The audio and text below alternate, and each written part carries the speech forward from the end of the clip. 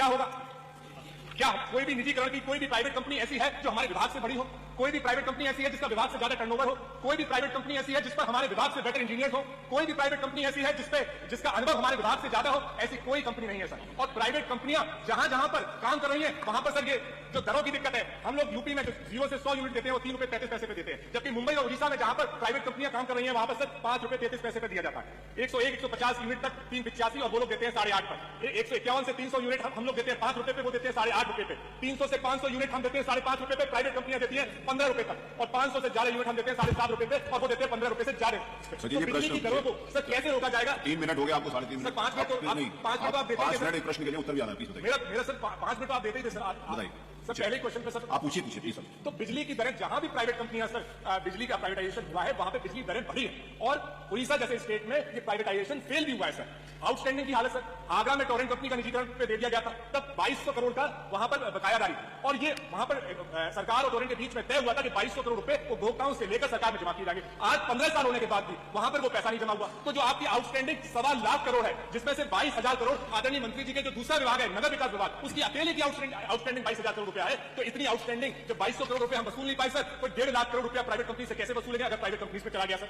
और आपका जो स्टैंडर्ड बिडिंग ड्रॉप पैरा 2.2.7 कहता है कि सर कि बिजली आप महंगी खरीद सकते हैं और प्राइवेट कंपनीज को सस्ती रियायती दरों पे भी दे सकते हैं। तो जब सर रियायती दरों पे देंगे ही महंगी खींच के, तो उनको फायदा होगा सर, हमारा लॉस कैसे कम होगा? तो लॉस हमारा सर कम नहीं हो रहा, बकायादारी हमारी कम नहीं हो रही। सरकार ने जो अपने पैसों से इंफ्रास्ट्रक्चर, जनता के पैसों से इंफ्रास्ट्रक्चर को बनाया, वो भी उसका इस्तेमाल होगा नहीं। इंजीनियर्स हम पर बेहतर है, कंपनी हमारी बेहतर है। धन्यवाद। 5 मिनट पूरे हो गए। तो मेरा नौकरियां हमारी चली जाएंगी सर, आरक्षण नौकरियों में हमारा खत्म हो जाएगा।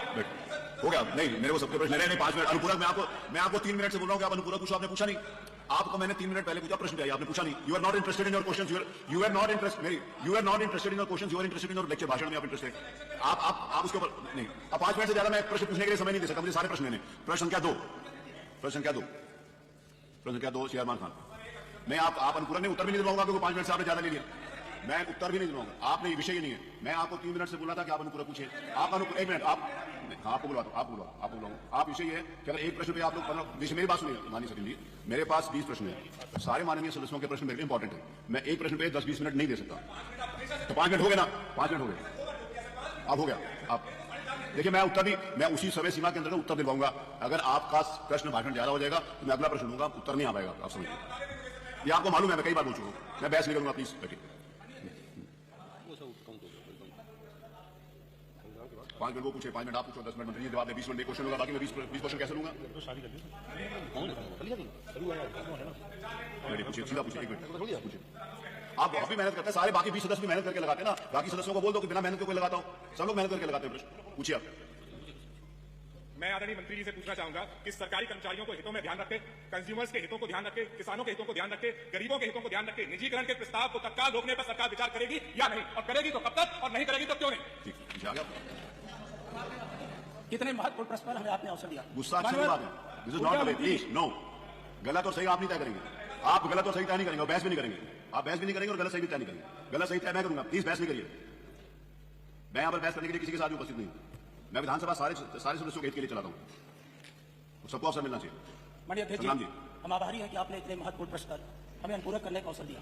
माननीय, हम सबकी शुरू से ही, जब से माननीय मंत्री जी ने ऊर्जा विभाग संभाला और बड़ी बड़ी बातें करते थे माननीय, जब हम पूछना चाहते हैं माननीय मंत्री जी से, जब आखिरी गांव के छोर तक हमारे इसी विभाग ने खंभा पहुंचा दिया, बिजली पहुंचा दिया, तार पहुंचा दिया, ट्रांसफार्मर, सारी ट्रांसमिशन लाइनें बिछा दिया, आखिर क्या वजह है कि भारतीय जनता पार्टी की सरकार उसे निजी हाथों में क्यों सौंपना चाहती है? और हमें जब ये जानना चाहा कि जब आप निजी हाथों में सौंपेंगे तो हमारे कर्मचारी जो अधिकारी हैं उनकी आप कैसे मदद कर पाएंगे? तो माननीय मंत्री जी ने उसका गोलमोल उत्तर दिया। मानवर, हम निजीकरण का इसलिए विरोध करते हैं कि बड़े संघर्षों के बाद हमें आरक्षण मिला है। क्या माननीय मंत्री जी निजी क्षेत्रों में पिछड़े और दलित वर्ग के लोगों को आरक्षण देने का विचार करेंगे?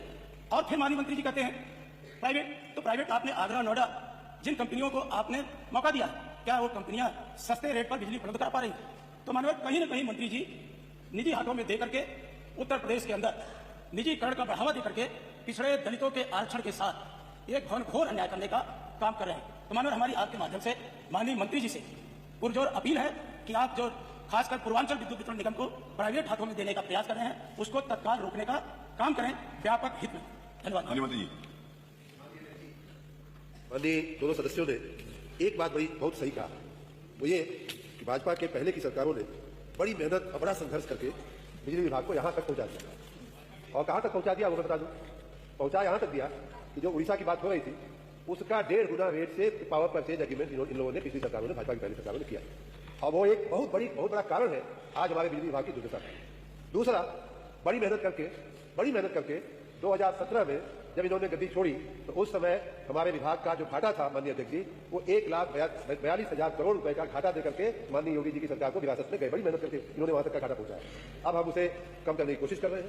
एक और बड़ी मेहनत की है, और इतनी मेहनत की है कि इन्होंने जब सरकार छोड़ा तो 1.5 लाख मजरे विद्युतीकरण के लिए राज्य में बाकी थे, उसको पिछले 7-8 वर्षों में हम लोगों ने 1,21,000 का कर दिया और बाकी 19,000 का अभी कार्यक्रम हम लोग चला रहे हैं। तो इतनी मेहनत आपने किया, बड़ा अच्छा किया, लेकिन आप स्वयं मानेंगे कि बिजली विभाग की सेहत न आपके जमाने में ठीक थी। और जैसा कि आप लोग भी बार बार कहते हैं, मैं पूरे सदन से कह रहा हूं कि माननीय सदस्यगण, माननीय अध्यक्ष जी, हम सबकी ये भावना है कि बिजली विभाग में पहले की सरकारों के बड़ी मेहनत के बावजूद, हमारी सरकार के प्रयासों के बावजूद सब कुछ अच्छा नहीं चल रहा है। कहीं न कहीं उसमें सुधार की आवश्यकता है।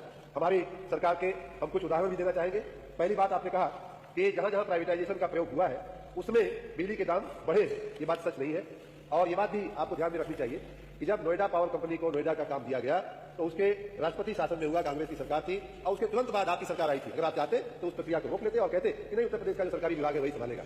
और मैं तो कहूंगा अच्छा हुआ कि आपने प्राइवेट को होने दिया। और उसका परिणाम यह है माननीय अध्यक्ष जी कि अक्रॉस द बोर्ड सभी प्रकार के कंज्यूमर के रेट में 10% जो है एनपीसीएल का रेट जो है कम है। मैं आपको चाहिए तो मैं आंकड़ा भी आपको दे सकता हूं, मैं दिखा सकता हूं। उसी प्रकार टोरेंट को दिया गया आगरा में, उस समय बीएसपी की गवर्नमेंट थी, लेकिन उसके बाद 2010 की बात है, 2012 में आपकी सरकार आ गई। अगर आप चाहते तो उस प्रक्रिया को रोक सकते थे, लेकिन आपने रोकना उचित नहीं समझा। और आज भी टोरेंट में हमारी जो बिजली है, जो सरकार की संगठन सरकार जो दे रही है, उससे कहीं नहीं पैसा कम है, नहीं पैसा ज्यादा है, उतने ही भाव पर जो है बिजली दी जाए। तो ये कहना या भ्रम फैलाना, गलत बातें जनता को बताना कि बिजली महंगी हो जाएगी, इसमें एकदम सत्य नहीं है। ऐसी कोई बात पर विश्वास करने जैसा नहीं है। दूसरी बात, माननीय अध्यक्ष जी, माननीय सदस्यगण ने कहा है कि कर्मचारियों का क्या होगा। मैं इस सदन में और बाहर पहले भी कह चुका हूं कि जैसे उदाहरण के रूप में टोरेंट में भी जब कार्रवाई हुई थी तो उस समय भी जो कर्मचारियों को हमने अपने ही विद्युत निगमों में यहां वहां उनको समाहित किया था। यही बात मैं बार बार बोल रहा हूं, यही बात मैं बार बार कह रहा हूं कि प्राइवेटाइजेशन या पीपीपी का प्रयोग करते समय कर्मचारियों के हितों का पूरा ध्यान रखा जाएगा। और हम जो भी कर रहे हैं मैं अपनी ईगो के लिए नहीं है, माननीय मुख्यमंत्री जी के ईगो के लिए नहीं, हम राज्य के हित में, राज्य की जनता को 24 घंटे बिजली देने के लिए कर रहे हैं। राज्य की जनता को जो संतुष्ट क्वालिटी पावर देने के लिए कर रहा हूं। माननीय अध्यक्ष जी, मैं एक ही आंकड़ा देकर के मैं अपनी बात पूरी करूंगा, क्योंकि समय इसमें प्रश्न ज्यादा हो गया है।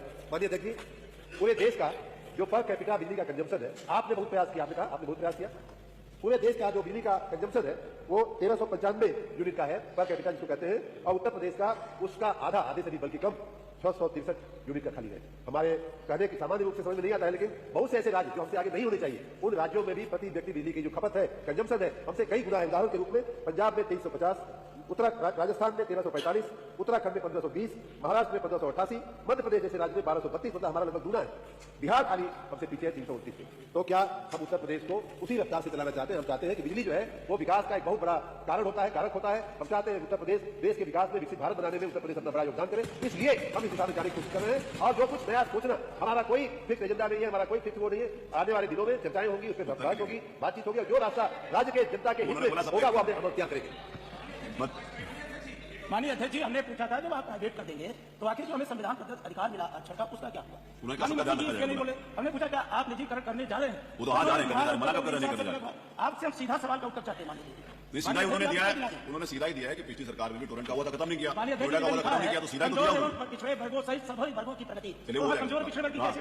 बोलो सचिव, क्या वो लॉस से ज्यादा है या कम है? बस इस पर क्वेश्चन बता दें सर। बकायादारी जो विभाग की बकायादारी है सर, उन्होंने बताया ना कि 1 लाख कितने हजार करोड़ रुपया जिस समय 17 में बकाया था, ये बताया। हमारा लॉस से ज्यादा हमारी बकायादारी है सर, तो हमारे पास तो ऐसे ज्यादा है। जनसंख्या 2 अरमान खान है। जी, आपको सादर अभिवादन। आप सत्ता पक्ष के जो सम्मानित सदस्य यहाँ उपस्थित हैं और विपक्ष के जो मेरे साथी यहाँ उपस्थित हैं, उन सबको भी मेरा सादर अभिवादन। माननीय अध्यक्ष महोदय, मैंने माननीय नगर विकास मंत्री जी से जो प्रश्न किया था उसमें मंत्री जी का जो उत्तर आया वो ना में आया है, लेकिन मैं मंत्री जी का ध्यान आकर्षित करना चाहूंगा उदाहरण के तौर पर कि लखनऊ नगर निगम में माह सितंबर 2024 में एक बैठक हुई थी सदन की, जिसमें छोटे और मझोले स्तर के व्यापारियों पर नए लाइसेंस शुल्क को वसूलने से संबंधित एक प्रस्ताव रखा गया था, जो कि बहुत ही अनुचित और व्यवहारिक था। और व्यापार में पहले से मंदी, घाटे, नुकसान और ऑनलाइन शॉपिंग की वजह से हो रहे घाटे का सामना कर रहे बड़े छोटे व्यापारियों पर एक वज्रपात के समान था। हैरत की बात तो यह थी कि चाय की दुकान से लेकर बेकरी, जिम, जूतों की दुकानों आदि 21 प्रकार की दुकानों पर इस तरह का कर प्रस्तावित किया गया था। वही वर्तमान में ध्वस्त सरकारी चिकित्सा व्यवस्था में गरीब लाचार जनता को किसी तरह इलाज दे रहे डॉक्टर्स, नर्सिंग होम, क्लिनिक इत्यादि पर 5 गुना शुल्क भी प्रस्तावित किया गया था। इसमें यह भी प्रस्तावित किया गया था कि यदि कोई व्यापारी शुल्क को नहीं देगा तो कुर्की जारी करके, आरसी जारी करके इसकी वसूली भी की जाएगी। मान्यवर, शासन या शासन का कोई विभाग इतना संवेदनहीन कैसे हो सकता है कि पहले से ही करों के बोझ से तले दबे किसी प्रकार जीविका चला रहे, परिवार को पाल रहे व्यापारियों को एक नया कर और थोपने का प्रयास करना, ये उनको आत्महत्या के लिए मजबूर करने के बराबर है। इसी बात पे किसी शायर ने खूब कहा है कि एक आंसू भी हुकूमत के लिए खतरा है, एक आंसू भी हुकूमत के लिए खतरा है, तुमने देखा नहीं आंखों का समंदर होना। माननीय अध्यक्ष महोदय, इस संबंध में जो मंत्री जी ने उत्तर दिया है उसी से अपने आप को जोड़ते हुए मैं दो अनुपूरक प्रश्न भी पूछने की आज्ञा चाहूंगा आपसे। पहला ये, क्या माननीय मंत्री जी ने जो उत्तर दिया है कि इस तरह का कोई लाइसेंस शुल्क प्रस्तावित नहीं है, तो क्या माननीय मंत्री जी सदन में इस बात की घोषणा करेंगे कि भविष्य में भी इस तरह का कोई नया लाइसेंस शुल्क जो है जनता के ऊपर नहीं लादा जाएगा, व्यापारियों के ऊपर नहीं लादा जाएगा? ये कैसे बता सकते हैं कि कल क्या होगा? आज नहीं जी, माननीय मंत्री जी इस बात की घोषणा करें कि जो इन्होंने कहा कि नया लाइसेंस शुल्क नहीं लगा रहे, क्या आगे भविष्य में भी इस प्रकार का कोई नया लाइसेंस शुल्क नहीं लगाएंगे? चलिए दूसरा भी दो पूछ लेते हैं। जी, दूसरा प्रश्न मेरा अनुपूरक प्रश्न माननीय अध्यक्ष महोदय, क्या नए लाइसेंस शुल्क के भांति लखनऊ एवं अन्य नगरों के सम्मानित प्रदेशवासियों से वसूले जा रहे गृह कर को भी कम करने के लिए सरकार विचार करेगी? माननीय मंत्री जी विचार करेंगे? माननीय मंत्री जी। माननीय अध्यक्ष जी, माननीय सदस्य ने स्वयं इस बात को स्वीकार कर लिया कि जो बातें वो कह रहे हैं, जो इनके मन में शंका है, वो प्रस्तावित था, अमल में नहीं आया है, मंजूर नहीं हुआ है। लखनऊ के नगर निगम के सदन ने उसकी मंजूरी नहीं दी है, तो इसलिए आज की स्थिति में जवाब यही है कि नहीं, ऐसा कोई लाइसेंस भी लागू नहीं हुआ है, तो बढ़ोतरी नहीं की गई। आपने उसके डिटेल की बात किया, तो कुछ मदों में बढ़ोतरी करने की चर्चा हुई थी, कुछ नई मदें लेकर के आगे बढ़ाने की बात हुई थी, लेकिन फाइनली आज की स्थिति यही है कि लखनऊ नगर निगम ने ऐसा कोई लाइसेंस भी नया न तो बढ़ाया है किसी मद में और न ही कोई नए मद में स्वीकार करने का उन्होंने आदेश दिया है। भविष्य की बात इसलिए नहीं कही जा सकती, जैसा कि माननीय पीठ ने स्वयं कहा कि यह पूरा जो पावर है माननीय अध्यक्ष जी, वो नगर निकायों को दे दिया गया है। हमारे जो नगर पालिका अधिनियम 1916 है और नगर निगम अधिनियम 1959 है, उसकी धाराओं के तहत ये नगर निकायों को ये पावर दे दिया गया, उनकी मर्जी और उसके अनुरूप वो अपना निर्णय लेते हैं। ये बात भी साथ में मैं कहना चाहूंगा कि गृह कर की भी बात किया, तो भारत सरकार अपनी कई योजनाओं में ये शर्त रख करके हमें अनुदान देती है कि आप टैक्सेशन में ये रिफॉर्म करेंगे, टैक्सेशन में ये लागू करेंगे। उस दृष्टि से भी हमें कुछ न कुछ करना पड़ता है। नगर निकायों की, आप सबका ये भी अनुभव है कि नगर निकायों की आर्थिक स्थिति को भी हमें मद्देनजर रखना पड़ेगा, क्योंकि हम उनसे बहुत सारी सेवाएं लेने का हमारा आग्रह होता है, अपेक्षा होती है। जनता शहरीकरण की गति बढ़ रही है और उनके पास अगर टैक्स और नॉन टैक्स रेवेन्यू अगर नहीं होगा तो आपकी हमारी सेवा उपयोग ढंग से नहीं कर पाएंगे। इन सारी बातों का विचार करते हुए भविष्य में जो भी नगर निकाय जैसा निर्णय लेगा वैसा होगा। प्रश्न संख्या 3 अनिल प्रधान नहीं। प्रश्न संख्या 4 श्री पंकज मलिक। धन्यवाद। मैंने किसानों के अधिकार के लिए प्रश्न पूछा था। आज किसान की स्थिति बड़ी खराब है, दयनीय। खर्चा ज्यादा है, लागत ज्यादा है, महंगाई के कारण लागत ज्यादा, रेट मिला अगेती प्रजातियों का 3 से 70। मैंने सवाल पूछा था कि वर्तमान में गन्ना उत्पादन पर प्रति एकड़ लागत मूल्य क्या है, गन्ना उत्पादन की प्रति एकड़ क्या है। इनका जवाब आया कि 340.49 कुंतल प्रति एकड़ पैदा करता है किसान। वो गलत। किसी भी तरह से आप जाकर के जमीनी सर्वे करा ले, 250-300 से ज्यादा होता नहीं। और आपकी बात भी मान लूं, और आपने जो दिया है कि प्रति एकड़ जो गन्ना उत्पादन लागत 1,03,091 कुछ रुपए, मान्यवर, ये तो किसान के साथ जाती है। किसान के समर्पण की, मेहनत की भावनाओं के साथ खिलवाड़ है। मान्यवर, डीजल महंगा, खाद महंगा, बिजली महंगी, हर चीज महंगी। किसी भी तरह से आप जाकर के देख लीजिएगा, कम से कम 350 से 400 रुपए प्रति क्विंटल लागत है किसान की। और आपने जो हिसाब लगाया उसका मैं देख लूं, पर एकड़ पूरे साल में किसान को 20 से 25 हजार रुपए का लाभ होगा। आपने तो 1.5 गुना लागत करने की बात की थी। आपने तो कहा था लागत का 1.5 गुना मूल्य हम देंगे। मान्यवर, कम से कम इस पे तो बता देते। और जो शोध किया है गन्ना शोध परिषद ने, तो उत्पादन का शोध किया है, मैं इनसे जानना चाहता हूं, पूछना चाहता हूं कि सरकार उस रिपोर्ट को टेबल करेगी। एक तो रिपोर्ट को टेबल करते। दूसरा, मान्यवर, हाईकोर्ट और सुप्रीम कोर्ट ने भी माना कि स्वामीनाथन आयोग की रिपोर्ट लागू की जाए। क्या सरकार स्वामीनाथन आयोग की रिपोर्ट लागू करने का काम करेगी? मैंने सवाल तो